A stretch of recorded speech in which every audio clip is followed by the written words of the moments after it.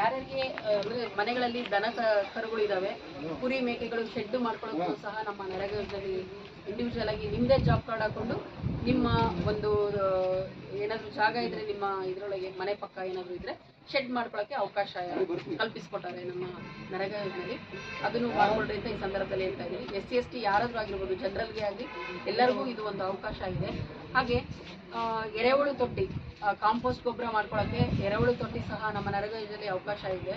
ಅದನ್ನು ನಿಮ್ಮದೇ job card ಹಾಕೊಂಡು 100 ದಿವಸ ಏನು ಕೆಲಸ ಇದೆ ಆ 100 ದಿವಸ ಕೆಲಸದಲ್ಲಿ ನೀವೇ ಆ ಒಂದು ಕೆಲಸ ಕೈಗೆತ್ಕೊಂಡು ಪಂಚಾಯತಿ ವತಿಯಿಂದ ಕೆಲಸ ಕೊಡ್ತಾರೆ, ನೀವೇ ಹಾಕೊಂಡು ಕೆಲಸನ ಅದು ಮಾಡಿಸ್ಕೊಳ್ರಿ ಅಂತ ಈ ಸಂದರ್ಭದಲ್ಲಿ ಹೇಳ್ಬೋದು.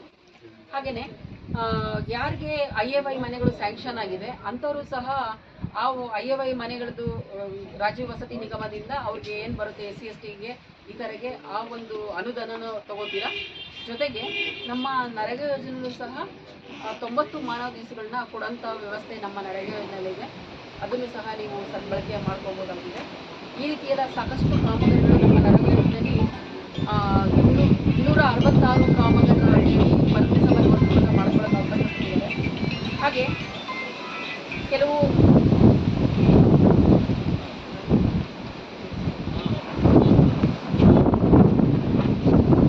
ಇತರ ಇಲಾಖೆಯಲ್ಲೂ ಸಹ ಒಗ್ಗೂಡಿಸುವಿಕೆಯಿಂದ ನಮ್ಮ ನರೇಗಾ ಯೋಜನೆಯಲ್ಲಿ ಕೆಲಸ ಮಾಡ್ತಾ ಇದ್ದಾರೆ.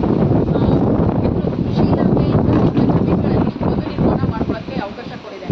ಬದು ನಿರ್ಮಾಣ ಮಾಡೋ ಕಾನ್ಸೆಪ್ಟ್ ಏನಪ್ಪ ಅಂತಂದರೆ, ಮಳೆ ಬಂದಾಗ ಮಳೆ ಬಿದ್ದಾಗ ಮಣ್ಣಿನ ಸಾರ ಎಲ್ಲ